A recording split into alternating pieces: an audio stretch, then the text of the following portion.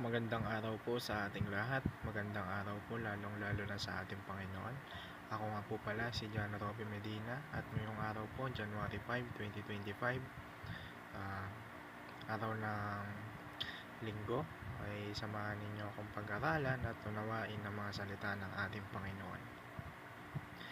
Ang pamagat po ng ating devotion ngayong araw ay kailan darating si Kristo? Amillennialism. At ang paksa po natin ay magmumula sa Revelation chapter 20 verse 1 to 7. The 1,000 years. And I saw an angel coming down out of heaven, having the key to the abyss and holding in his hand a great chain. He seized the dragon, that ancient serpent, who is the devil or Satan, and bound him for 1,000 years. He threw him into the abyss and locked and sealed it over him, to keep him from deceiving the nations anymore until the 1,000 years were ended. After that, he must be set free for a short time.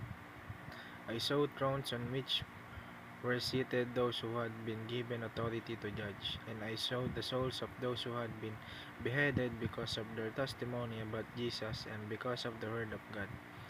They had not worshipped the beast or its image, and had not received its mark on their foreheads or their hands. They came to life and reigned with Christ 1,000 years. The rest of the dead did not come to life until the 1,000 years were ended. This is the first resurrection. Blessed and holy are those who share in the first resurrection. The second death has no power over them, but they will be priests of God and of Christ, and will reign with him for 1,000 years. The judgment of Satan. When the 1,000 years are over, Satan will be released from his prison. At para naman po sa ating katuruan ngayong araw, unang-una, Jesus will come back again. Isa ako sa naniniwala at nananampalataya na babalik muli ang ating Panginoong Hesukristo. Hindi na para tubusin tayo sa ating mga kasalanan, dahil nagawa niya na yon 2,000 years ago. Tinubos na tayo ng ating Panginoong Hesukristo sa ating mga kasalanan. Babalik siya, muli siyang babalik para kunin yung mga naghihintay sa Kanya, yung mga nananampalataya sa Kanya. Sa ikalawa, the kingdom of God is a present reality.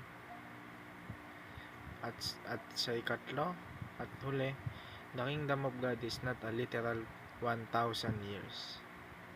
Kumbaga, lang yun, estimation lang yun. Pero hindi talaga literal na 1,000 taon. At para naman po sa ating application, prepare your family for the coming of Jesus Christ. Paano nga ba natin magagawa yon? Sa simpleng paraan.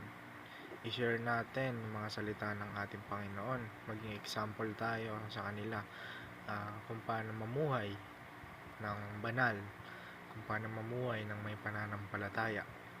Sa ikalawa, disciple your children now or regret later. Kumilos na tayo ngayon at huwag na nating hintayin pa na mahuli ang lahat. I-share na natin yung gospel, yung mga salita ng ating Panginoon sa ibang tao. Huwag natin sarilihin ang salita ng ating Panginoon. Ang biyaya. At sa uli, share the gospel to your friends with urgency and priority. At para tapusin ng ating devotion ngayong araw, tayo po'y manalangin. Heavenly Father, thank you for your promise that Jesus will come back again. I believe your kingdom is here, active and victorious. Help me to live each day in light of this truth. Teach me to prepare my family for Christ's return and to disciple my children with love, wisdom, and urgency. Give me boldness and compassion to share the gospel with my friends so they too can know your love and salvation. Lord, may I be faithful to your calling, honoring you in all I do. Strengthen my heart as I wait for Jesus to come again. In His name, I pray. Amen. Yun lamang po. Maraming salamat po sa inyong pakikinig. God bless us all.